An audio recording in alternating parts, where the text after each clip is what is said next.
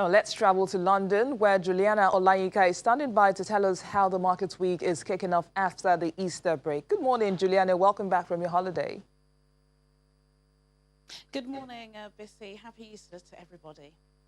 Happy Easter to you too. Now, it's the first working day after the Easter break. How is London waking up to a new week of the coronavirus lockdown? Is the government likely to make changes to restrictions this week? Well, Bissy, sadly, as I'm sure all our viewers have been witnessing, the UK is still a long way in its battle against COVID-19. Yesterday, we had a further 773 deaths, bringing the total number to how many who have died here in the UK to well over 11,000, and that's just people who have died in hospitals. There's a big discussion at the moment about whether or not people who die in care homes and people who die at home should be added to this list of the daily government reports. So there could be well over 20,000, which is what some people are estimating. Yesterday marked the official third week of the coronavirus lockdown. Stand-in Prime Minister Dominic Raab delivered the daily coronavirus briefing yesterday, and he made clear that there was no way the government would be lifting these lockdown measures. There will be a cabinet meeting, the special COBRA meeting with all four nations of the United Kingdom, which is England, Ireland, Scotland, Northern Ireland, I believe, and Wales. They'll be discussing, and there will be an announcement on Thursday. We're expecting the lockdown to last for a minimum of 3 weeks, which will take us up to the first or second week in May. And it's really down to the science, Bissy, and we are following the science extensively. We had hoped that the peak of the virus in the United Kingdom would be reached over this bank holiday weekend. It hasn't. The chief scientific officer, Sir Patrick Vallance, has warned that we can expect those numbers of deaths to rise significantly over the next couple of days, and the peak won't be for another week or so. So unlike our continental partners in Spain, Austria and Germany, who have slowly started to lift those restriction measures, they're not expected in Britain anytime soon. Now, the coronavirus crisis, of course, is diverting attention from other controversial issues, such as the MPs summoning a leading UK-based firm owned by a Chinese to answer questions over security concerns. Tell us, what are the issues? Well, this is part of a wider discussion, really, about China's involvement in digital technologies in the West. And yes, there's a very important firm called Imagination Technologies.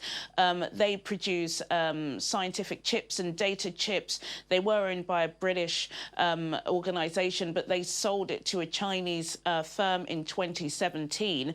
And now, according to a report that was leaked by the BBC, there are suggestions that Imagination Technologies could be selling some of their software to a Chinese firm that's closely backed by the Chinese state.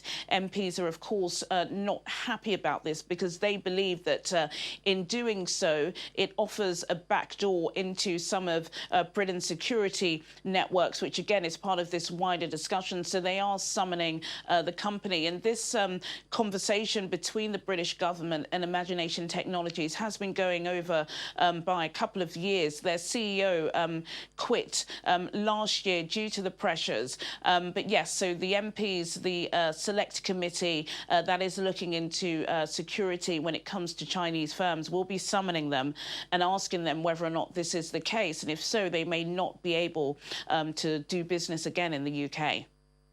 Huawei is asking the UK not to make a U-turn on 5G. Is the government really planning to do that?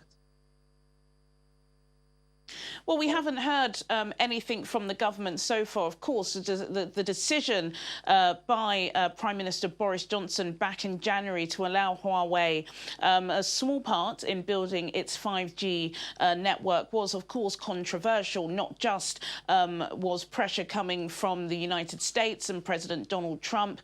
Boris Johnson also had pressure from opposition MPs and MPs within his own government. And there is a geopolitical strain on China at the moment, which everybody is aware of.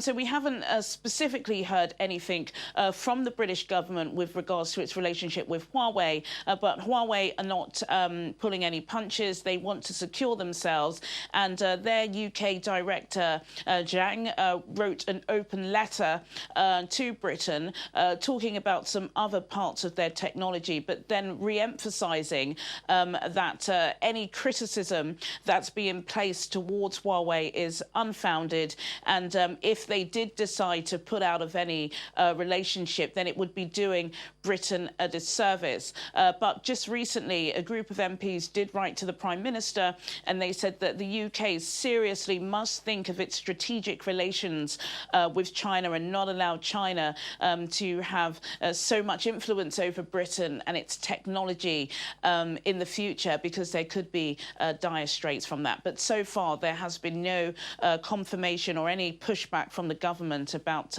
Huawei helping build its 5G network. Thank you, Juliana, for those updates. We'll see you again at 1:30. Please remember to stay safe.